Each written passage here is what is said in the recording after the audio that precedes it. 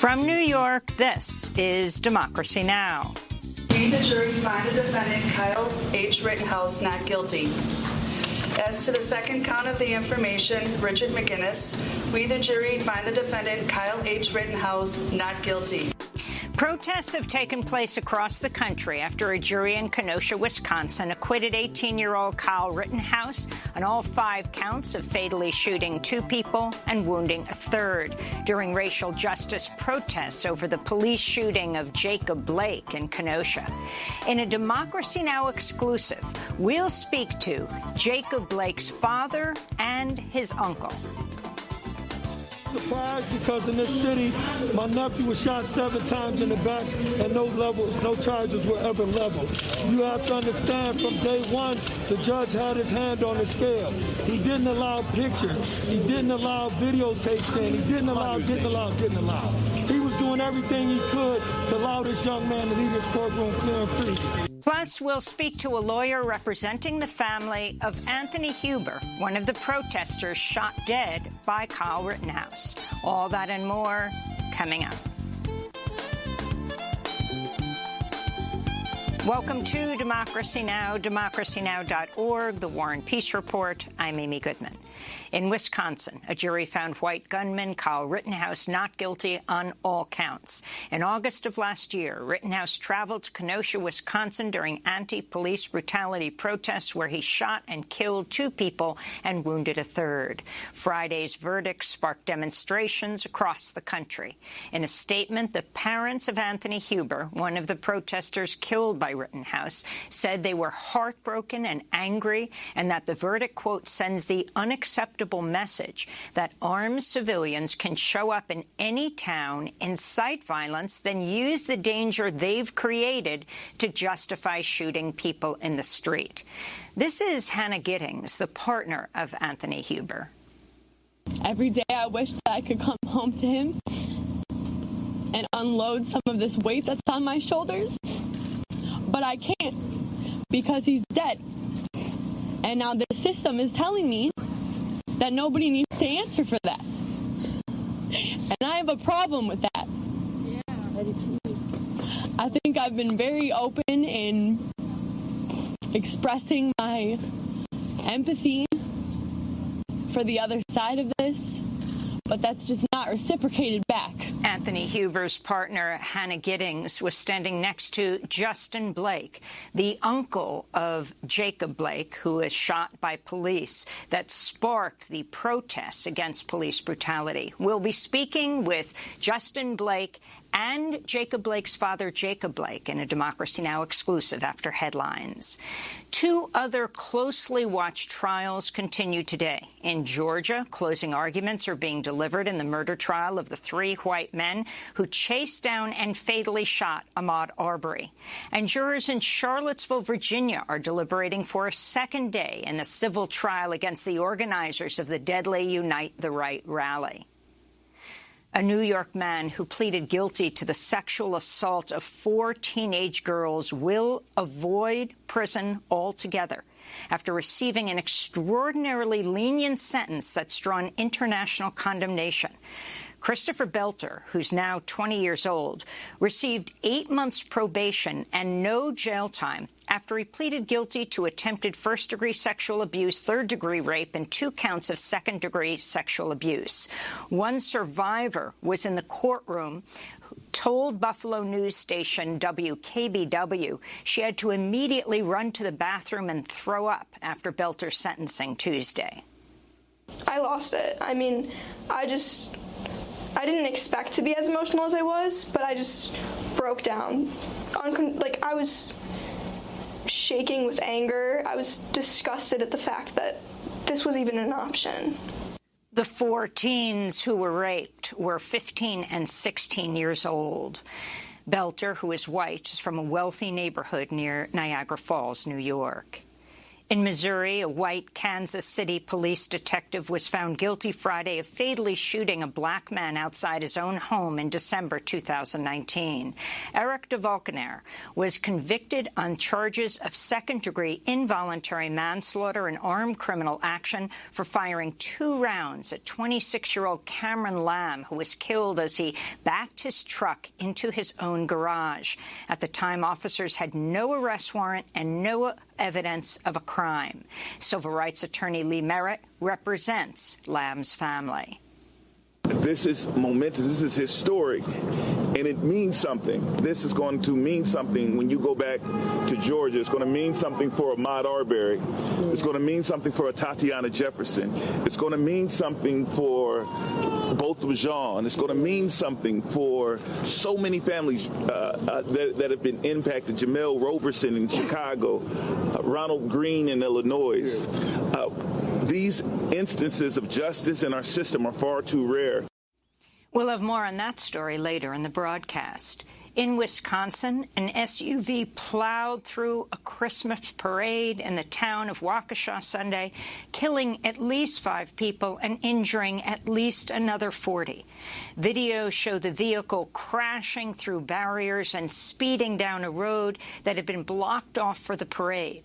Police say they've detained a, quote, person of interest, but no cause or motive for the deadly incident has been revealed. Major protests against COVID restrictions took place over the weekend across Europe, where the coronavirus is once again surging. In Belgium, police deployed tear gas and water cannons as tens of thousands of people marched in the capital, Brussels, some of them throwing fireworks. In the Netherlands, police used batons, dogs, and horses to push back crowds in The Hague amidst 3 nights of rioting there and in other Dutch cities. Dozens were arrested in Rotterdam. In Austria, people rallied ahead of a full national lockdown starting today. I want my freedom back. One would think we live in a democracy, but now this is a coronavirus dictatorship. Protests also took place in Croatia, Italy, and outside of Europe, most notably in Australia. Here in the United States, the FDA and the CDC approved COVID-19 booster shots for all adults Friday. Health officials are urging U.S. residents to get a booster or to get their first vaccines if they haven't already in order to curb another winter surge as the holiday travel rush is expected to approach pre-pandemic levels. Cases have gone up nearly 30% over the last 2 weeks. Recorded U.S. COVID deaths in 2021 have now surpassed 2020 deaths despite the wide availability of vaccines. In Sudan, security forces shot dead a 16-year-old during anti-coup protests Sunday. The latest demonstration came as Prime Minister Abdullah Hamdok was reinstated by the military coup government 1 month after they ousted him. Hamdok signed a power-sharing deal with the military that would last 3 to 4 years before new elections are held. This is a protester speaking yesterday from the capital, Khartoum. Prime Minister Hamdok is in a position of weakness and isn't able to speak up about people's demands because he is staying with the military leader Berhan in the same place. He can't tell him that he's a killer and he must be tried. But we want politicians who can bring us out of this mess, who don't want any more bloodshed. We want a civilian state without any more violence or escalation. At least 41 people have been killed and hundreds injured in protests since the October 25th coup. In China, tennis star Peng Shuai appears to have resurfaced over the weekend amidst mounting concerns for her safety. The 35-year-old Olympian tennis player accused former Vice Premier Zhang Guoli of sexual assault in a social media post November 2nd and has not been seen since. International Olympic Committee President Thomas Bach said he held a video call with Peng while Chinese state media released a series of photos photos and videos showing the athlete in various settings, including a children's tennis competition. In a statement, the head of the Women's Tennis Association said, quote, "While it is positive to see her, it remains unclear if she is free and able to make decisions and take actions on her own without coercion or external interference." International outcry is growing. China cares deeply about this because the Olympics are taking place in China within 2 months. In Chile, 2 presidential candidates, a far-right populist and a former student protest leader, will face off in a runoff election next month after neither candidate received enough votes Sunday to declare victory. With more than 90% of ballots counted, far-right presidential hopeful José Antonio Cast appeared to lead in the first round. Cast opposes abortion and marriage equality and ran a campaign on anti-immigration rhetoric. He's also an apologist for the former U.S.-backed Pinochet dictatorship. Meanwhile, Gabriel Boric is a 35-year-old former student activist who supports progressive social reforms and an overhaul of neoliberal economic policies. Venezuelans also took to the polls Sunday for regional elections, where President Nicolás Maduro's political party and its allies won by a landslide. The elections had a turnout of around 42%. Opposition parties participated for the first time in 4 years after boycotting the elections since 2018. The process Sunday was observed by dozens of international monitors, mostly from the European Union, fulfilling a demand from the opposition. It marked the first time European Union monitors traveled to Venezuela in 15 years. This comes as Venezuela continues to face a brutal economic crisis exacerbated by U.S. sanctions, and its supporters of Maduro urge international forces to stop intervening in Venezuela. In Haiti, 2 of the 17 North American missionary hostages taken in October have been released. Few other details are known, but the Christian Aid Ministry says the 2 freed members are healthy and safe.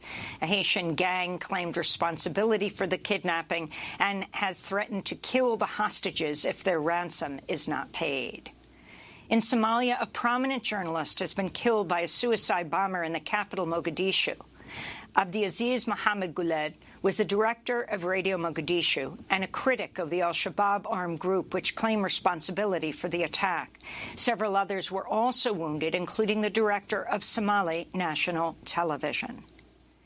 The International Organization for Migration says 75 migrants drowned in the Mediterranean off the coast of Libya last week as they attempted to reach Italy by boat. They were among the more than 1,300 asylum seekers the UN says have died trying to cross the central Mediterranean this year. In Greece, a court on the island of Lesbos has postponed the trial of 24 humanitarian aid workers who face sentences of up to 25 years in prison if found guilty of espionage and other charges. The volunteers were arrested for helping asylum seekers who arrived on Lesbos by boat between 2016 and 18.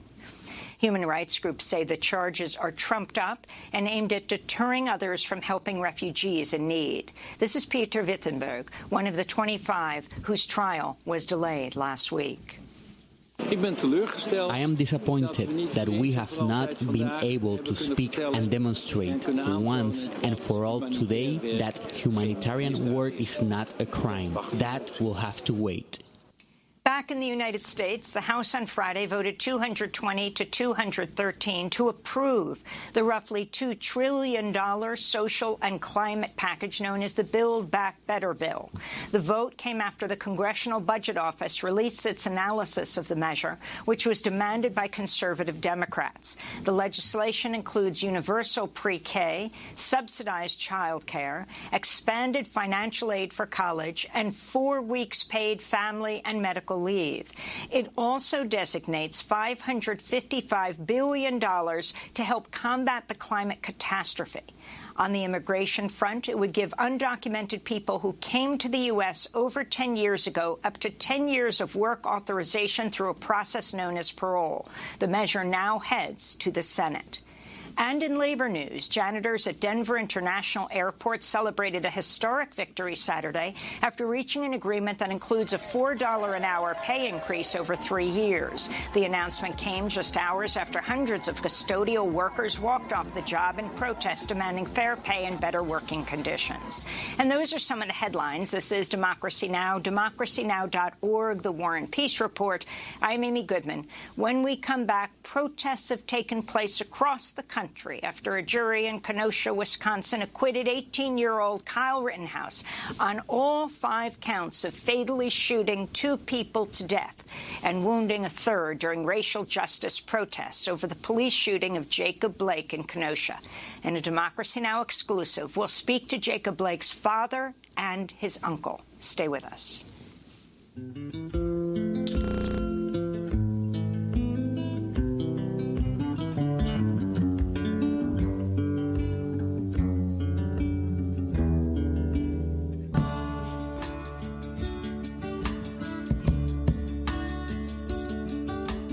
Thinking of tomorrow, but tomorrow never comes. I guess I'll be thinking of tomorrow until my life is done.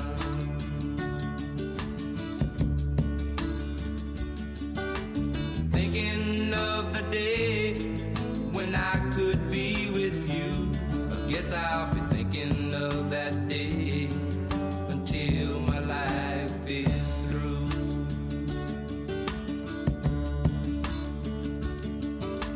Sitting and waiting for the glorious day when I could hold you close and kiss you, pass the time away.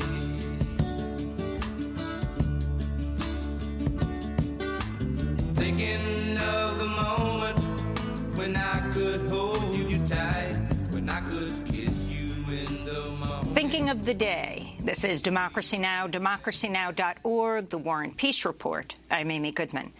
Protests have taken place across the country after a jury in Kenosha, Wisconsin, found Kyle Rittenhouse not guilty on all 5 charges, including intentional homicide.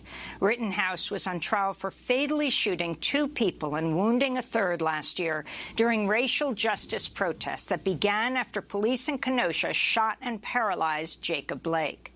Kyle Rittenhouse, who was 17 at the time, claimed he acted in self-defense when he fatally shot Anthony Huber and Joseph Rosenbaum with an AR-15-style rifle. Rittenhouse took to the streets after a right-wing group had called for armed vigilantes to patrol Kenosha. The jury's decision was announced Friday afternoon after about 26 hours of deliberation. The defendant will rise, face the jury, and hearken to its verdicts. State of Wisconsin versus Kyle Rittenhouse. As to the first count of the information, Joseph Rosenbaum, we, the jury, find the defendant Kyle H. Rittenhouse not guilty. As to the second count of the information, Richard McGinnis, we, the jury, find the defendant Kyle H. Rittenhouse not guilty. As to the third count of the information, unknown male, we, the jury, find the defendant Kyle H. Rittenhouse not guilty. As to the fourth count of the information, Anthony Huber, we, the jury, find the defendant Kyle H. Rittenhouse not guilty. As to the fifth count of the information, Gage Grosskreutz, we, the jury, find the defendant Kyle H. Rittenhouse not guilty. Members of the jury, are these your unanimous verdicts? Is there anyone who does not agree with the verdicts as read? Would you wish the jury polled?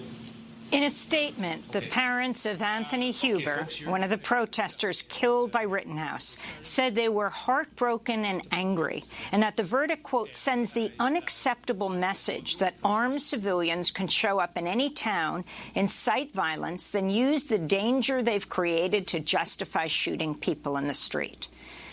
The jury's decision in the Kyle Rittenhouse case was widely decried by racial justice activists and many politicians. NAACP President Derek Johnson tweeted, "The verdict in the Kyle Rittenhouse trial is a reminder of the treacherous role that white supremacy and privilege play within our justice system." California Governor Gavin Newsom tweeted, "America today, you can break the law, carry around weapons built for a military, shoot and kill people, and get away with it. That's the message we've just sent to armed vigilantes across the nation," California's governor said. Many right-wing politicians have hailed Kyle Rittenhouse as a hero. Republican Congressmember Madison Cawthorn of North Carolina has offered Rittenhouse an internship. In a video message, Cawthorn urged his Instagram followers to be armed and dangerous. Today, in a Democracy Now! Exclusive, we're joined by two guests who've closely followed the trial. Jacob Blake Sr. and Justin Blake, the father and uncle of Jacob Blake, the black man shot by Kenosha police, sparking protests in the city. On August 23, 2020, a white police officer fired 7 shots at point-blank range into the back of Jacob Blake as Blake leaned into his car. Inside the car were Jacob Blake's 3 sons, aged 3, 5, and 8.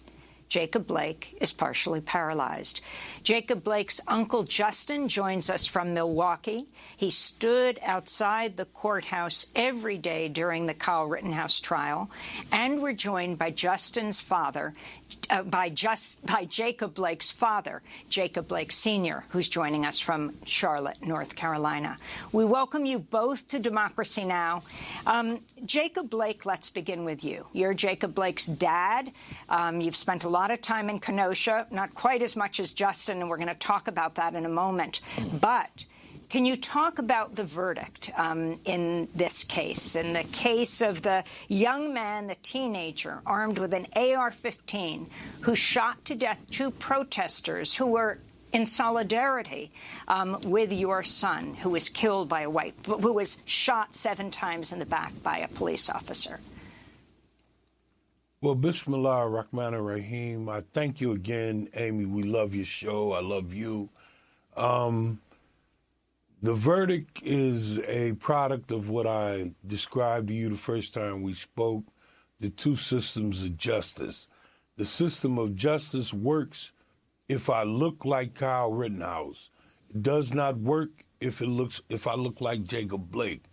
The Families United organized all over the United States. And because of demographics, my brother, who is locally located in Wisconsin, took on the courthouse of Kyle Rittenhouse. I was in North Carolina with Cameron Lamb's family. Jolly Be Good was in Oklahoma with Julius Jones.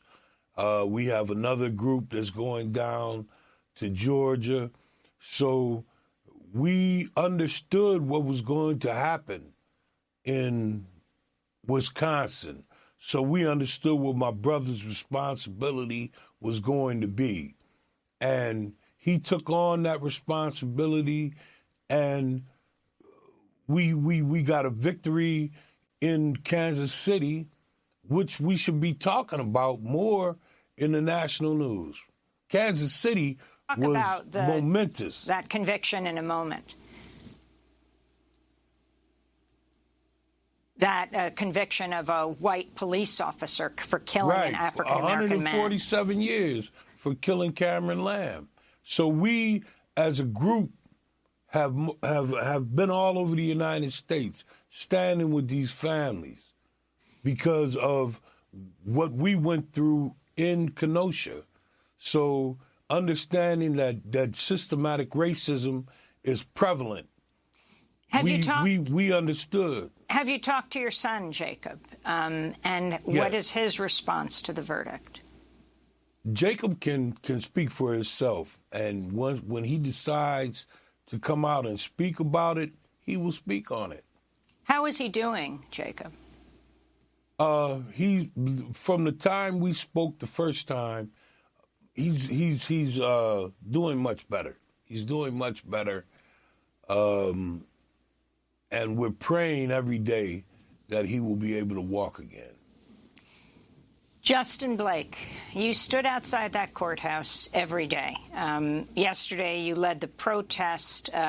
You were there along with the fiancé of Joseph Rosenbaum, who was one of the two men Kyle Rittenhouse killed that day.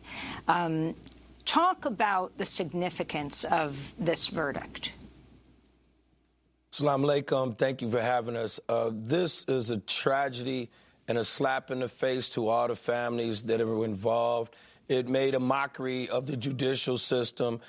It just broke the whole city and shattered in many, many pieces, not just through racial divides, but we work in an organization through LOC. Leaders of Kenosha has helped the Blake family throw over 80 events since we've been in Wisconsin and in Kenosha.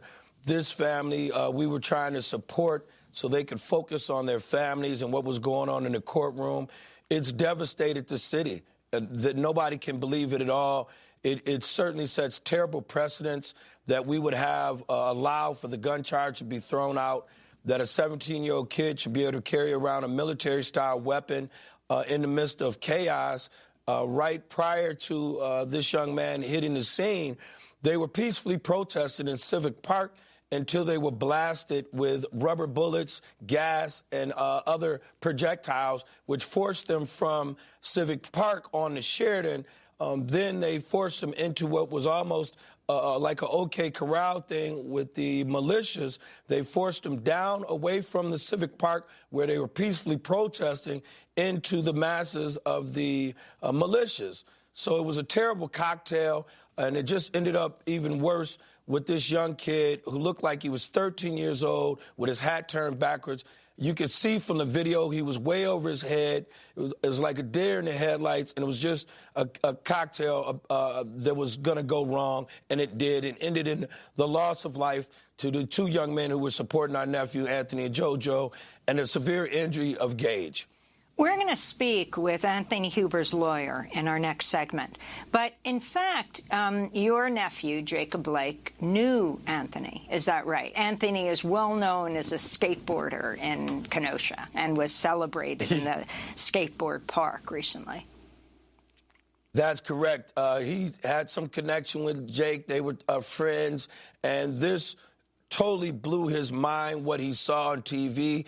And his only reaction was to use his First Amendment rights to get out there in the streets and voice his opinion that this was a god-awful attack on little Jake that was shot 7 times in the back in front of his children and paralyzed by Officer Shesky, and nothing became of it. So he saw it as a brutal attack. His way to stand up for little Jake was to peacefully protest, and that led to the end of his life. So we can't allow the Second Amendment to hold the First Amendment hostage. We must continue to fight and get justice for these families as well as little Jake and families all around this nation. Justin Blake, you've said that a lot didn't come out in the trial. I mean, among other things, we know that the, to say the least, very controversial judge in the case, Judge Schrader, said that the men who died, who were unarmed, could not be referred to as victims, but could be referred to as arsonists, looters, and rioters. That's ridiculous. Right. Well, not only that, there was a videotape that showed this young man saying he couldn't wait to shoot somebody and explain the type of weapon he was going to use to shoot somebody. And 30 to 40 days later, he murdered 2 people with that exact same gun that he was speaking about. He was in the bar throwing up Proud Boys signs after he murdered 2 people. There was no remorse. There was none on the stand. He said he had the right to defend himself. So this is the big push from that side to let them know they're standing on gun rights. But this wasn't a gun rights case. This was a murder case.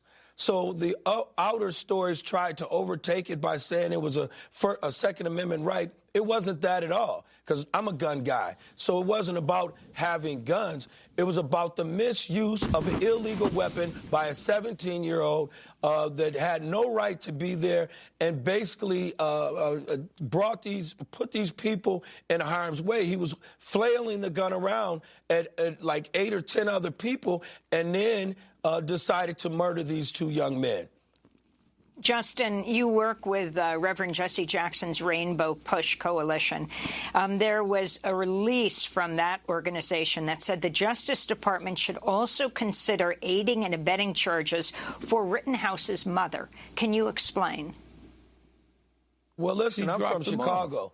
If there's a drive-by shooting, everybody in the vehicle, including the driver, gets charged. So how could this lady possibly bring this young man across state lines and hasn't been charged with anything? And furthermore, our family's going to push that the head AG in D.C. pick up little Jake's case, reopen it, review it, and get us justice. These should be, when there's problems in Mayberries around the United States, it's when the federal agent comes in and levels the ground for those minorities and those people that aren't being properly represented. So under a Democratic Party, we feel betrayed by President Biden and Sister Harris, Vice President Harris, the Floyd family, Bianca Austin, the auntie of Breonna Taylor, and Jacob Blake, my brother, go all around the country trying to do great work. But we put this president in office, and we feel terribly betrayed that Biden hasn't stepped forward and helped these families bring resolution to these severe injuries. Jacob Blake Sr., you wanted to get in a word edgewise. If you'd like to respond to some of those points, and also to President Joe Biden, who I believe you met with, didn't you, at a certain point? Right. I didn't talk to him on the phone. We met face to face. So some of these things that the president has promised it's not shown. It's not come to fruition. We sit around and we wait for him to do what he's supposed to do, and he did not. The DOJ turned down my son's right to be heard federally. They've already said no. So why would they say no to a federal civil rights investigation to the shooting of your police shooting of your son? They said no. They wouldn't charge him. And what is wrong with America? What's going on that a judge in Kenosha, Wisconsin could so blatantly be on the side of Kyle Rittenhouse? Blatantly. Is he one of them? That's what it seemed like to us. It seemed like they were stacked. The cards were stacked against us. I wanted to play the comments of President Biden. He followed the protests in Kenosha after the police shooting of Jacob Blake during his presidential campaign last year. This was President Biden responding to the Rittenhouse verdict on Friday. Do you have any reaction to the Kyle Rittenhouse verdict? I just heard a moment ago. Do you have any reaction? I didn't watch the trial, so Do you stand by your past comment equating him to white supremacy? Well, look, I stand by what the jury has concluded. The jury system works, and we have to abide by it. Jacob Blake Sr., your response. The jury system doesn't work. It may work for those that do not look like me. For my Caucasian counterparts, it works. When it comes to us, it doesn't work. It worked in Kansas City for the first time in 147 years. So do we have kibbles and bits? They throw us one because it was so blatant in Kansas City that the police, now they cannot tell me that the police do not tamper with evidence. They moved a dead body. They moved a gun, a weapon. They changed reports. It came all out in court. That sets precedent that that's what they do. And we're caught up in Kenosha when we should have all the national coverage for the Lamb family, for Cameron Lamb. We should have that national coverage because that's a victory. This here, we knew was coming. So we knew it was coming. Let me go to that case that you're talking about, that you've been following so closely, supporting the family and friends of Cameron Lamb. I was in the courtroom. And just to explain to people, he is a black man who was killed in Missouri by a white Kansas City police detective who was found guilty on Friday of fatally shooting Lamb outside his own home in December of 2019. Eric de Vulcaner was convicted on charges of second-degree involuntary manslaughter and armed criminal action for firing 2 rounds at 26-year-old Cameron Lamb, who was killed as he backed his truck into his own garage. At the time, the officers had no arrest warrant and no evidence of a crime. I want to play again civil rights attorney Lee Merritt representing Lamb's family. This is momentous. This is historic, and it means something. This is going to mean something when you go back to Georgia. It's going to mean something for Ahmaud Arbery. It's going to mean something for Tatiana Jefferson. It's going to mean something for both of Jean. It's going to mean something for so many families that have been impacted. Jamel Roberson in Chicago, Ronald Green in Illinois. These instances of justice in our system are far too rare. So if you can talk about why you were in the courtroom, why this case in particular was so important to you. Again, this police officer, this detective, was a white detective who has now been found guilty of murdering Colin Lamb. Cameron Lamb's family reached out to me personally, and the Families United, along with the Justice Reform Group that we have established here to protect these families and stand up with these families, and invited me, wanted me to stand with them to give them strength because they needed to feel backed up. They needed to feel someone was behind them. So we showed up in the courtroom. And me and Lee, I was there with Lee, and Lee was back and forth from Georgia to Kansas City because Lee represents the family also. It was... of Ahmaud Arbery. That's why I was in the courtroom. Yeah. I mean, Lee Merritt was back and forth. Lee has more frequent flyer miles than me, and that's incredible. I wanted to talk with you both. I mean, this is an exclusive interview, the two of you at the same time. We have Justin Blake in the studio. That hasn't happened in a long time. In Milwaukee. And we have Jacob Blake in the studio in Charlotte, North Carolina, where he lives.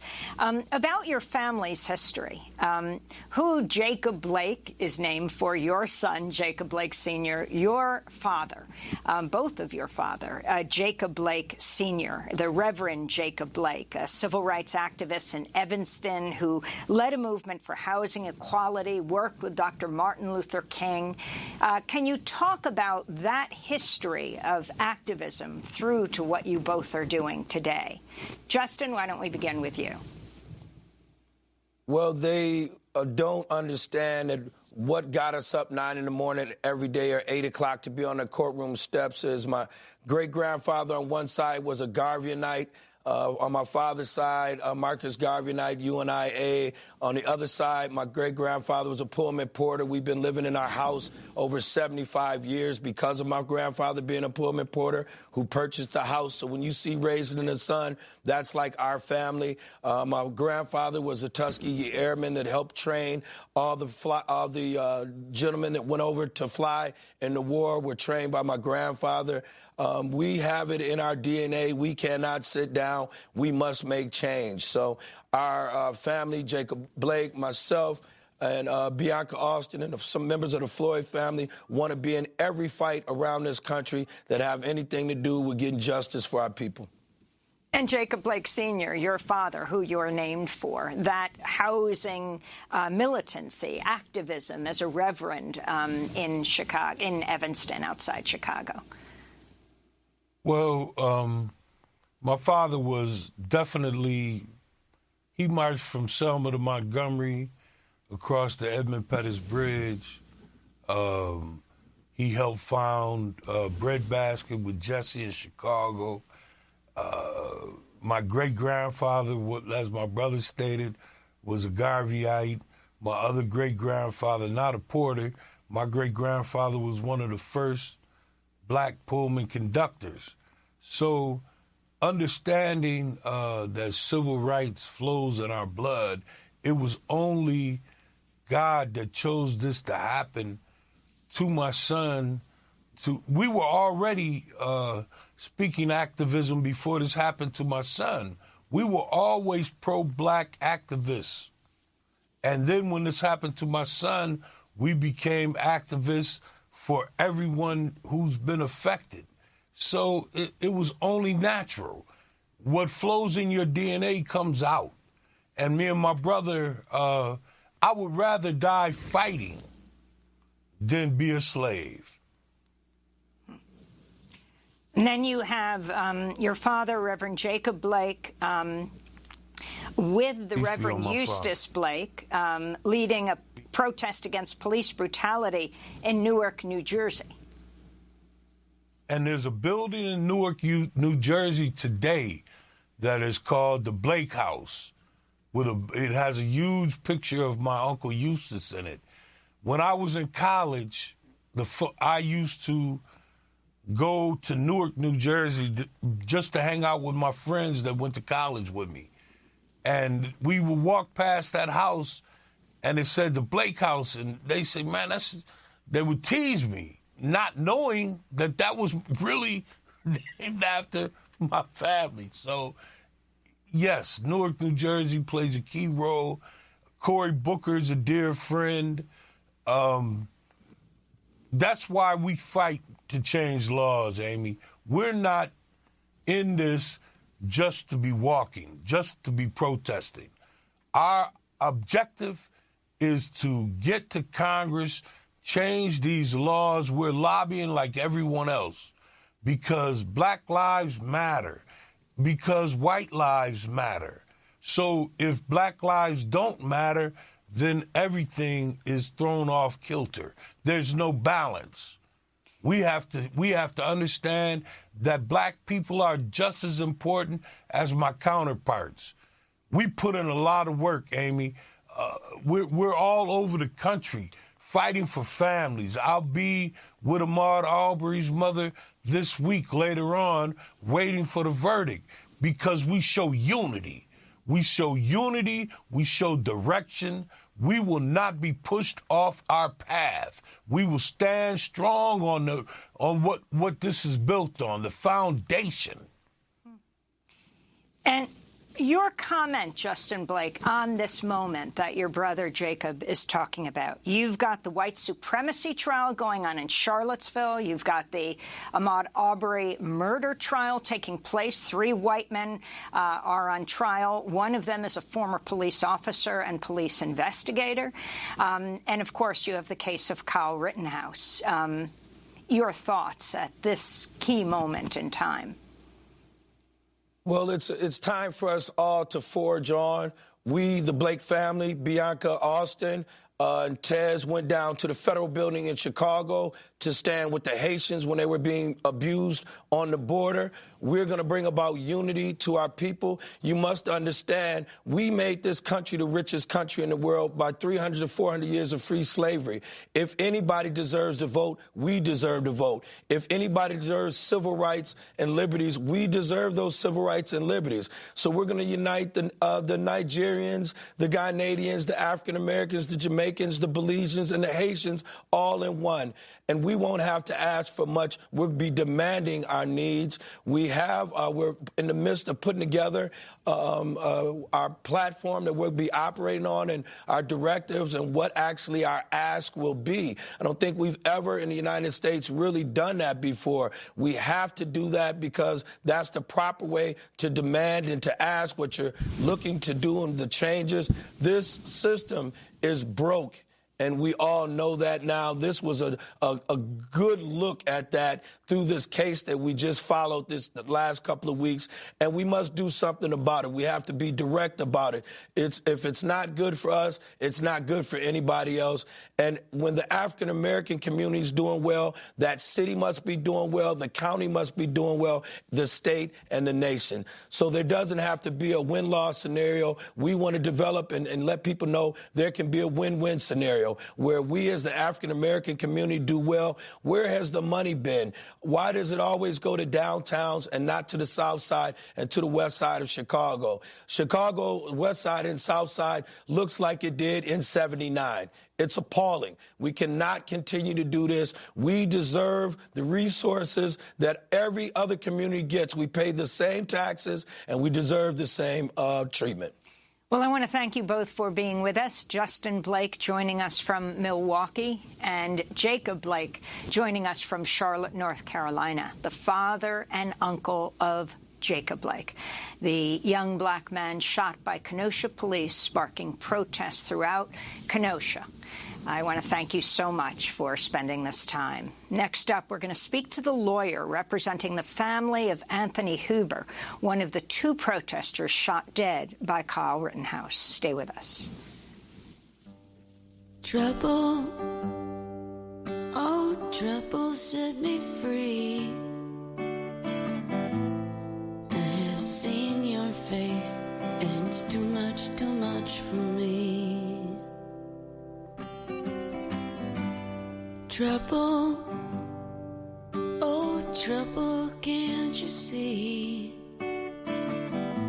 You're eating my heart away, and there's nothing much left of me. I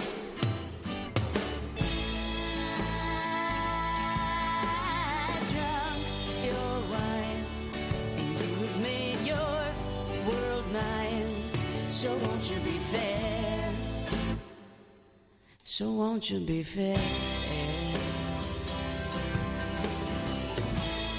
I don't want no more of you.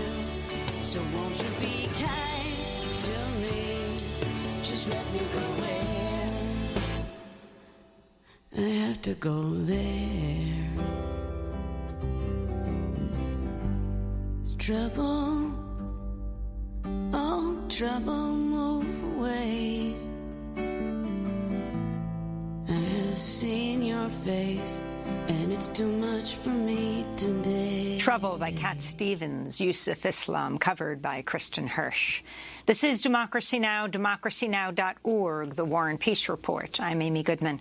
In Kenosha, Wisconsin, Sunday, people took to the streets to protest the acquittal of Kyle Rittenhouse Friday and to remember his victims, chanting Anthony and JoJo, as they walked the same route Rittenhouse took when he shot and killed Joseph Rosenbaum and Anthony Huber and wounded Gage Grosskreutz during protests in August 2020 that followed the police shooting of Jacob Blake.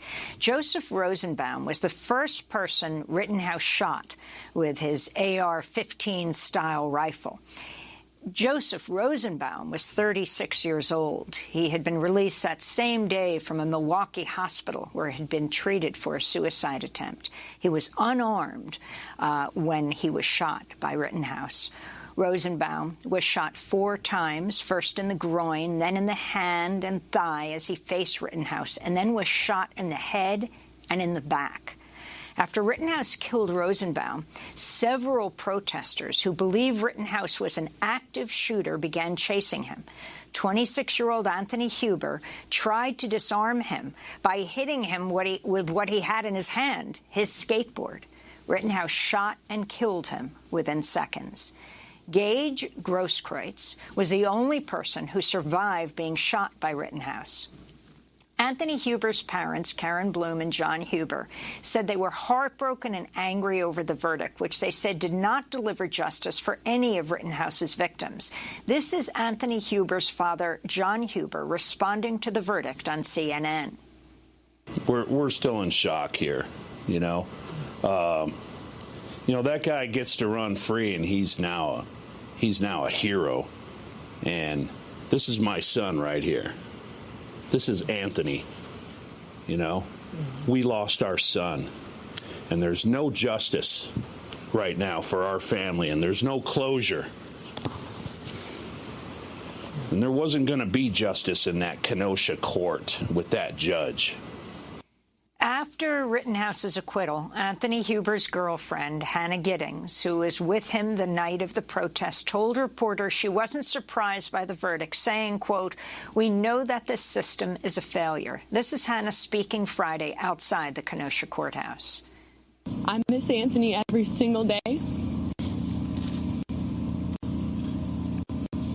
Every day I wish that I could come home to him and unload some of this weight that's on my shoulders. But I can't because he's dead. And now the system is telling me that nobody needs to answer for that. And I have a problem with that.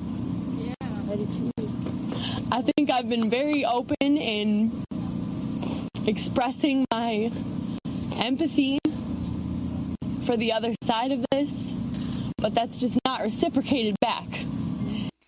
That's Hannah Giddings. She was standing next to Jacob Blake's uncle, Justin Blake. Anthony Huber's parents also released a statement after Kyle Rittenhouse was found not guilty, saying, "Make no mistake, our fight to hold those responsible for Anthony's death accountable continues in full force. Neither Mr. Rittenhouse nor the Kenosha police who authorized his bloody rampage will escape justice. Anthony will have his day in court," they said. There are now several civil lawsuits filed that are still pending. Huber's parents filed a federal lawsuit in August against the Kenosha Police Department, the Kenosha County Sheriff's Department, as well as the sheriff and police chief, that alleges they allowed Rittenhouse and others to, quote, "patrol the streets armed with deadly weapons to mete out justice as they saw fit," unquote. Grosskreutz has also filed a lawsuit alleging that Kenosha officials and law enforcement were aware of, supported, and collaborated with armed vigilantes on the night of the shooting. For more, we go to Chicago, where we're joined by Anand Swaminathan, an attorney representing the parents of Anthony Huber. Thank you so much for joining us, Anand. If you can respond to the verdict and talk about what we learned and what we didn't learn in this trial. Yeah, well, thank you very much for having me, Amy.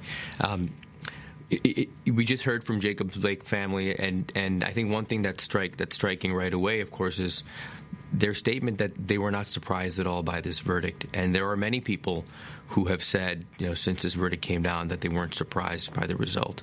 And that's, sort of, I think, something we all have to wrestle with. I mean, we're living in a society right now where so many people just knew in their heart of hearts that there would be no justice in this case, that there would be no accountability for Kyle Rittenhouse, and that is the system and the state of affairs that we're living in. And that's extremely problematic. So why don't we start from the beginning, when the judge, to say the least, surprised many when he said that the victims of Rittenhouse could not be referred to, the men who were killed by Rittenhouse, Anthony Huber and Joseph Rosenbaum, could not be referred to as victims. But they could, if proven, be referred to as arsonists, looters, and rioters. Yeah, I want to clear a couple things up there that are very important. One, there was no evidence ever presented at the trial to suggest that Mr. Huber was an arsonist or looter or anything else. And the judge said, if you can come up with that evidence, you may be able to present it. No such evidence was ever developed. So I want to be very clear about that. When it comes to the ruling that Rittenhouse could not be referred to, you can refer to Rittenhouse's victims as, in fact, victims. I want to say this. First, they were absolutely victims. Anthony Huber, Gage Grosskreutz, and Joseph Rosenbaum were all victims of Kyle Rittenhouse. But for Kyle Rittenhouse's decision to come to Kenosha and come to Kenosha armed with a weapon of war, they would be alive today. Period. So yes, they absolutely were victims. Anthony Huber's mom and dad, Karen and John, absolutely believe their son was a victim of Kyle Rittenhouse.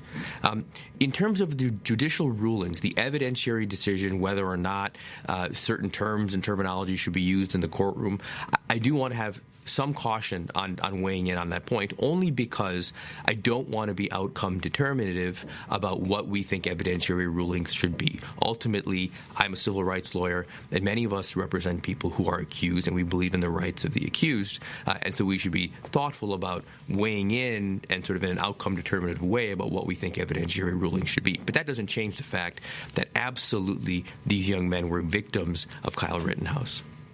So if you can tell us a little bit about Anthony Huber. I think one of the things that is very clear in this trial, we know about this young man. We watched him cry in the courtroom, Kyle Rittenhouse. We don't know about his victims. Tell us who Anthony Huber was. The Blakes, Jacob Blake's father and uncle, just said that he was a friend of Jacob Blake, who was shot by the police officer 7 times in the back. Why he came out that night, and then what happened? Yeah.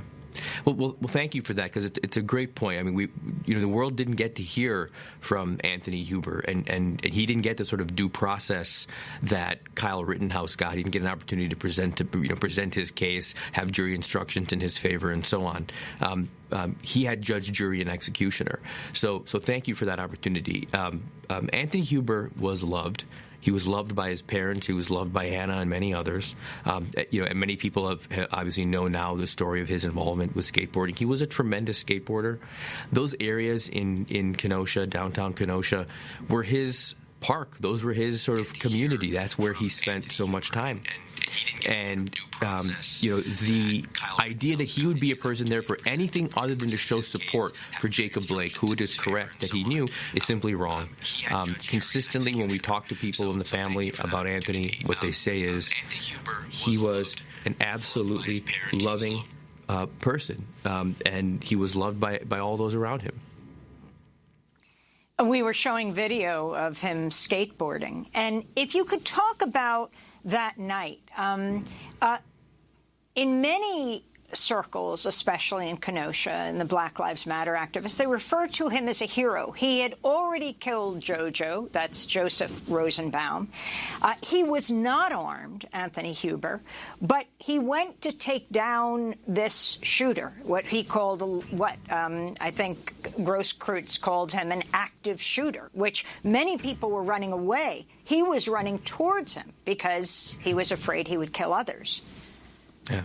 That's right. And as Anthony's parents have said repeatedly, what has happened in the aftermath of this incident, in some of the hateful, sort of demeaning comments that have been made to them over time, is very painful, because they know that in reality their son was a hero. When you have a dangerous situation, and Kyle Rittenhouse had created a severely dangerous situation, he created a powder keg situation, and he'd already killed a man. And many people ran away. And Anthony Huber stepped in to try to stop this person. And in almost any scenario, we call that person a hero. And in almost any scenario, we celebrate somebody who steps into danger to try to protect others. And because of the polarized nature and politics around this case, it's turned into something else entirely. But it should not be lost. Anthony Huber was absolutely a hero, as we all intend and mean that term. His parents saying he's a hero who sacrificed his own life to protect other innocent civilians. The judge's cell phone went off during the trial, and it played a ringtone for the song God Bless the USA by Lee Greenwood, which is the opening song played at Donald Trump rallies. Do you feel this Judge Schrader, was impartial? Well, I think it would not have mattered what happened in that courtroom in terms of judicial determinations and so on and evidentiary rulings. What ultimately you had here, and as the family said, we were not surprised, as Jacob Blake's family and others have said, we were not surprised. The problem is you cannot remove the context that surrounded a case like this. Ultimately you have a criminal justice process that resulted in a jury of I think 19 out of the 20 people between the jurors and alternates were white. You have a situation in which the way the evidence is going to be perceived is itself impacted by race and other issues that play an impact. I mean, ultimately, I think there are many aspects of this case, and I'm very appreciative to the Blake family who you've interviewed earlier for all of their work organizing and being active to try to help people understand what goes on in these cases and what the injustice is here. But think about in this case, we cannot forget the racial context surrounding this case. First and foremost is I'm so glad you put the Blakes on, because of course the story of the Rittenhouse shooting and Anthony Huber's case ultimately starts with the shooting of Jacob Blake, an unarmed black man. And it ends with a white 17-year-old with an assault rifle shooting 3 people and literally walking away with the smoking gun in his hands. And the police, they don't just not shoot him, they just let him walk away. And so the juxtaposition of these sets of circumstances is stark, and it says something about this country. But that's not the only sort of racial context that exists here, as important as it is. The other one is, how does a jury perceive arguments of self-defense when they look at an individual and make these subjective assessments about whether or not you really perceived a threat, whether you were in fact yourself a threat, the extent to which we believe in your Second Amendment right to carry a gun or not? All of these things are impacted by race. The and do you idea think that a black man this could have walked had into something that town to do with the an fact assault rifle, created a menacing and dangerous situation, and then turn around and argue self-defense and say, hey, the dangerous situation that I created by showing up with an assault rifle, we have to leave it using there. that as a Thank you so justification much. to shoot people. Thanks for joining us.